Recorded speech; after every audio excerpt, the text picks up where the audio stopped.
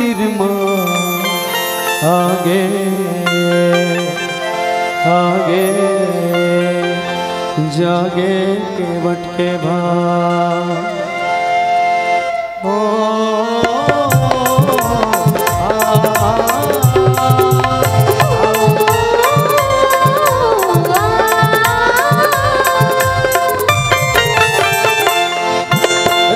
लखन सिया गंगा के तिरमा आगे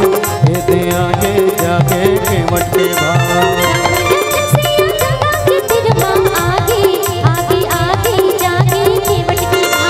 राम लखन सिया गंगा के तिरमा आगे दे आगे जागे केवट के भाग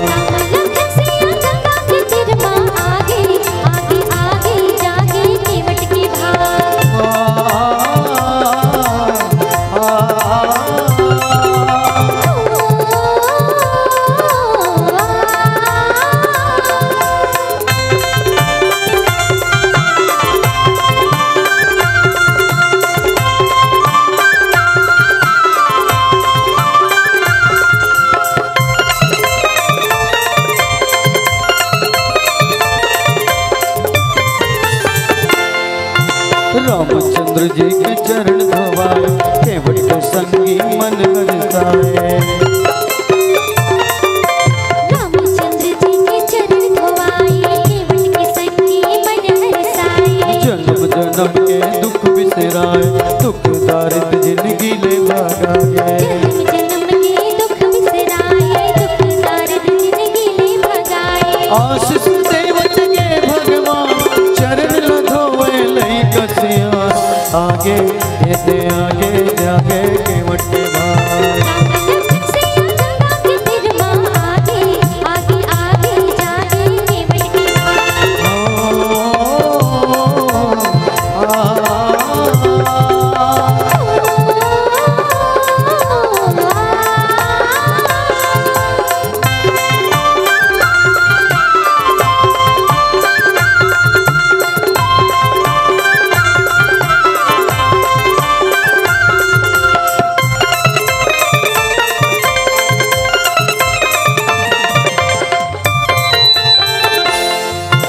राम लखन सिंह डोंगल उतर गए केवट के संग संग पुरखा कतर गए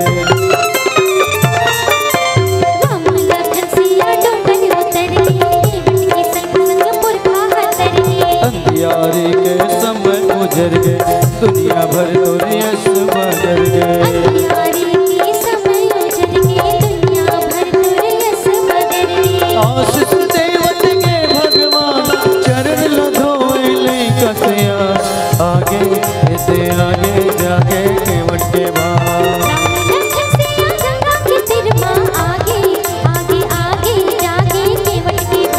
राम लखन सिया गंगा के तिरमा आगे दे आगे जागे केवट के भाग